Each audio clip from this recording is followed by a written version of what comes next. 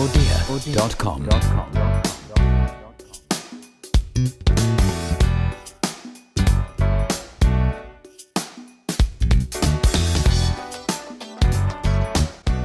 Salut les archi-curieux! Dans la série de vidéos de cette chaîne sur les outils numériques, nous avons choisi de te parler ici du relevé. Et oui, le relevé peut se faire avec des outils numériques et même de manière assez simple. C'est ce qu'on va essayer de t'expliquer dans cette vidéo.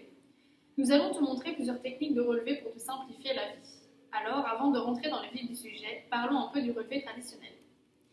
C'est le plus basique parce qu'il nécessite du matériel banal et moins cher que les autres méthodes. Tu vois ici une minute, c'est la feuille de papier avec le relevé. Pour le faire, tu fais un plan de l'endroit que tu veux relever, ça peut être à l'intérieur ou à l'extérieur, puis tu triangules, c'est-à-dire que sur ton plan, tu dessines des triangles à partir des angles. Ensuite, tu mesures les distances avec ton mètre ou avec des membres de ton corps, c'est-à-dire en nombre de pas, en pieds ou en mains. Cependant, elle est assez imprécise. Tu ne peux pas la réaliser seule parce qu'il faut quelqu'un pour mesurer et quelqu'un pour noter. Tu peux facilement oublier la dimension que tu viens de prendre et puis avec les conditions météorologiques, c'est parfois compliqué. Ensuite, il y a la méthode de relevé au mètre laser. Concrètement, c'est la même chose que la méthode précédente, sauf que tu remplaces ton mètre classique par un mètre laser. C'est très avantageux, dans le sens où on peut faire le relevé seul et beaucoup plus facilement sous la pluie ou dans des mauvaises conditions. En plus, maintenant il existe des lasers qui utilisent le Bluetooth avec l'application qui correspond à ton laser. Tu peux le jumeler avec une tablette. Ici, par exemple, tu prends une photo de la zone que tu veux relever. Tu traces une ligne que tu veux mesurer sur la photo prise avec la tablette et avec le laser. Tu mesures la distance de cette ligne. À l'aide du Bluetooth, la distance s'affiche directement sur la photo que tu as prise avec la tablette. Ainsi, tu ne risques pas d'oublier la mesure et tu n'as pas besoin de quelqu'un pour t'aider.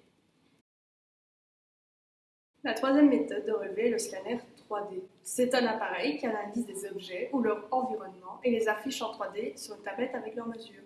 Tout d'abord, il faut acquérir un scanner 3D compatible avec ta tablette. L'application utile pour le scan est directement envoyée après achat sur ton adresse mail. Après l'avoir ouverte, balaie le sujet qui t'intéresse tel qu'un escalier et comme tu peux voir, l'escalier est modélisé sur la tablette et la dimension est notée. En plus d'être simple d'utilisation, il est parfois moins cher qu'un scan professionnel. 500 € pour celui-ci, alors que les professionnels sont à plus de 3 000 €. C'est très rapide d'utilisation et il est transportable. Aussi, tu peux rediriger ton fichier vers un logiciel afin de le modifier ou de l'améliorer. Enfin, sur ton smartphone, tu peux avoir accès à différentes applications de mesure.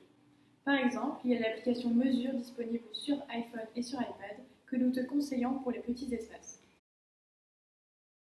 Il y a aussi des applications comme Magic Plan disponibles sur iOS et Android qui va dessiner un plan à partir des points que tu filmes dans l'espace.